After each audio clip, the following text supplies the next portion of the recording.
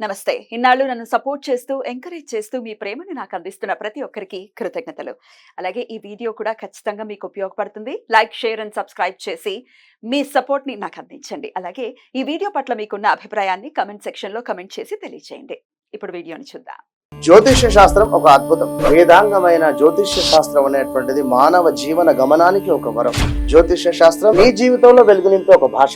ఆ భాష నీకు అర్థమైతే ప్రకృతి నీతో మాట్లాడుతుంది. అస్ట్రాలజీ నేర్చుకోవాలి అనుకునే వారికి అద్భుత అవకాశం. మురళీధర శర్మ గారి అస్ట్రాలజీ క్లాసెస్ అతి త్వరలో మొదలు కాబోతున్నాయి. 100% జాబ్ గ్యారంటీ. వివరాల కొరకు సంప్రదించండి.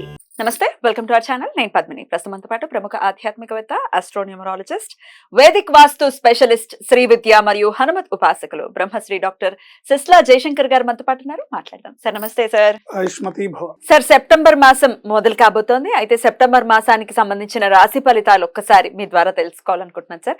ఎట్లా ఉంది గ్రహస్థితి, ఎలా ఉంది, ద్వాదశ రాశులకి కూడా ఈ సెప్టెంబర్ మాసం ఎలాంటి ఫలితాలను ఇస్తోంది ఒకసారి మీ ద్వారా? తప్పకుండా చెప్పుకుందాం అమ్మా.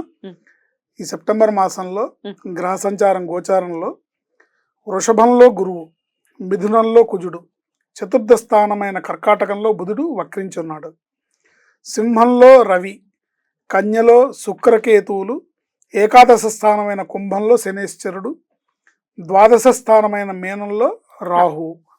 ఆ రాహు మేషరాశి వారికి వ్యయంలో ఉన్నాడు. ఇది ఈ నెల గ్రహ సంచారం. Right sir. సో ఎట్లాంటి ఫలితాలు ఇస్తుంది భాద్రపద మాసం? అందున అది భాద్రపద మాసంలో అత్యంత వైభవంగా మహళాయి పక్షాలు వస్తాయి. అలాగే వినాయక చవితి మనకు తెలిసిందే. సో నెల నెల కూడా చాలా చాలా అద్భుతమైనటువంటి మాసం అని చెప్పుకోవచ్చు.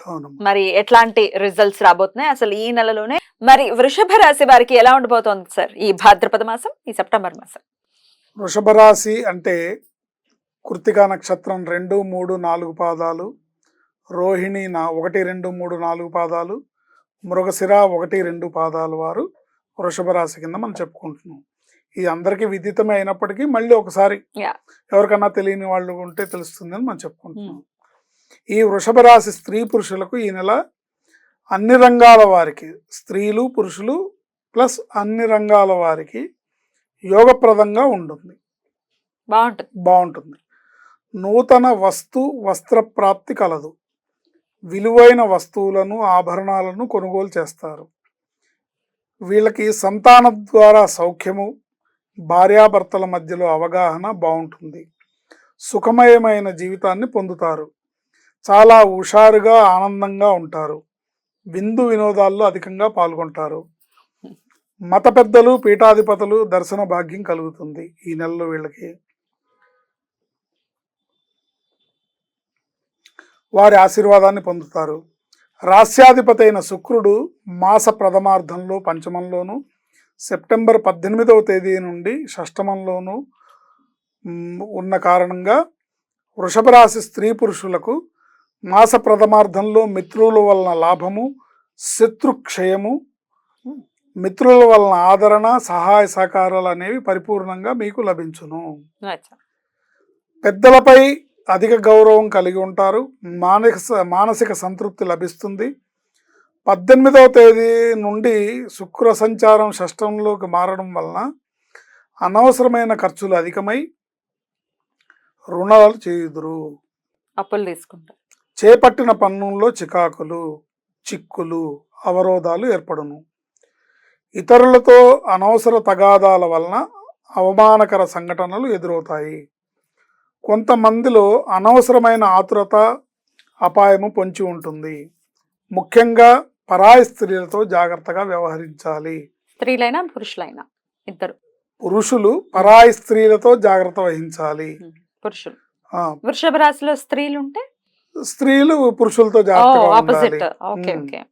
జాగ్రత్తగా ఉండాలి. ఎందుకంటే తద్వారా ఇబ్బంది, పరాయి వాళ్ళతో ఇబ్బంది వచ్చే అవకాశం ఉంటుంది. ద్వితీయంలో కుజగ్రహ సంచారం వలన ఉద్యోగస్తులకు, పై అధికారుల వలన అసంతృప్తి ఉంటుంది. సహోద్యోగులు అసూయ చెందుతారు. వ్యాపారస్తులకు ధనహాని, వృధా వ్యయాలు కలిగే అవకాశం ఉంటుంది. వాగ్వివాదాల జోలికి పోకూడదు. ఏ రంగంలో ఉన్నా సరే మీ మాట తీరు ఎదుటివారికి బాధను, ఇబ్బందిని కలిగిస్తాయి కనుక పరుషంగా మాట్లాడకుండా జాగ్రత్త వహించాలి. నోటిని కఠినంగా control. మాట్లాడకండి, తీయగా మాట్లాడండి. నోటిని కంట్రోల్లో పెట్టుకోవాలి. ఉమ్. Right sir. 3 ఫ్యాక్టరీలు పెట్టుకోవాలట ప్రతి మనిషి, ఏ రాశి వాళ్ళైనా. ఏంటి? మైండ్ లో ఐస్ ఫ్యాక్టరీ పెట్టుకోవాలట, కూల్ గా ఉండడా? నోట్లో షుగర్ ఫ్యాక్టరీ పెట్టుకోవాలట. తీయటి మాటలు. ఇంకోటి రైట్. అలా రైట్. చేపట్టిన పనులు ఆలస్యంగా అయినా పూర్తి అవుతాయి. రవిగ్రహం మాస ప్రథమార్థంలో చతుర్థమందు, తదుపరి 17వ తేదీ నుండి పంచమందు సంచారం వలన ప్రయాణాల యందు ఆటంకాలు, గృహంలో అనవసరమైన గొడవలు తలెత్తే అవకాశం ఉంటుంది. సంసారంలో అశాంతిని కలిగించే సంఘటనలు జరుగుతాయి. భార్యాభర్తలు ఒకళ్ళనొకళ్ళు జాగ్రత్తగా రెస్పెక్ట్ ఇస్తూ, మర్యాదగా మాట్లాడుతూ, తోలనాడకుండా జాగ్రత్తగా, ఎక్కడ ఏం గొడవ వస్తుందో అన్న జాగ్రత్త అవగాహన కలిగి ఉండాలి. తద్వారా హృదయంలో సంకటం, బంధుమిత్రులతో భిన్నాభిప్రాయాలు ఏర్పడును. అశాంతిని కలిగించే సంఘటనలు జరుగుతాయి. తద్వారా హృదయంలో సంకటం, బంధుమిత్రులతో భిన్నాభిప్రాయాలు ఏర్పడతాయి.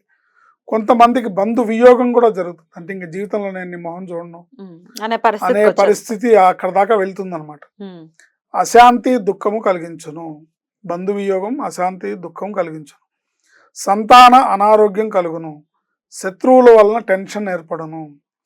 బుధుడు 4వ తేదీ నుండి చతుర్థమందు, తదుపరి సెప్టెంబర్ 23వ తేదీ నుండి పంచమందు సంచారం వలన ధనాదాయం, గౌరవం అధికంగా ఉంటుంది. బుధ సంచారం వలన ధనాదాయం బాగుంటుంది, గౌరవం అధికంగా ఉంటుంది. కుటుంబంతో ఆనందంగా గడుపుతారు. విద్యార్థులు విద్యలో రాణిస్తారు. నూతన కోర్సులలో ప్రతిభ కనబరుస్తారు. మిత్రుల వలన లాభం, పేరు ప్రతిష్టలు, సుఖము, ఆకస్మిక ధనలాభం సూచితం. దైవ చింతన పెరుగుతుంది. పుణ్య కార్యక్రమాల్లో పాల్గొంటారు.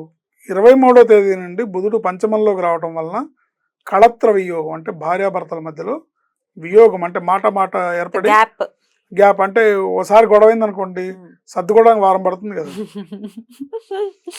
వారు 1 సైడ్ అయింది అనుకోండి పర్వాలేదు, కానీ 2 సైడ్ వారు ఉంటే సర్దుకోవడానికి సమయం పడుతుంది, టైం పడుతుంది.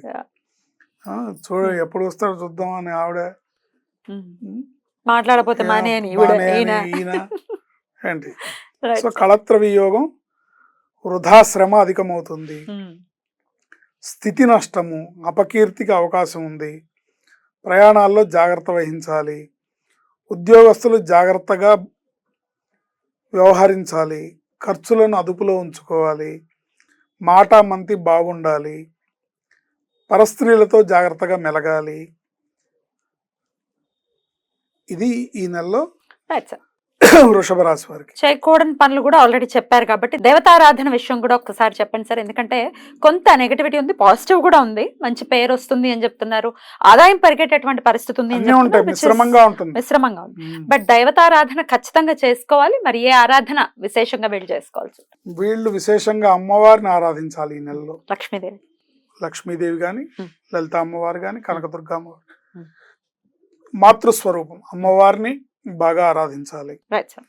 ప్రతి శుక్రవారం అమ్మవారికి అభిషేకం, పూజ, అమ్మవారికి చేసే అర్చన చాలా విశేషమైన ఫలితం ఇస్తుంది.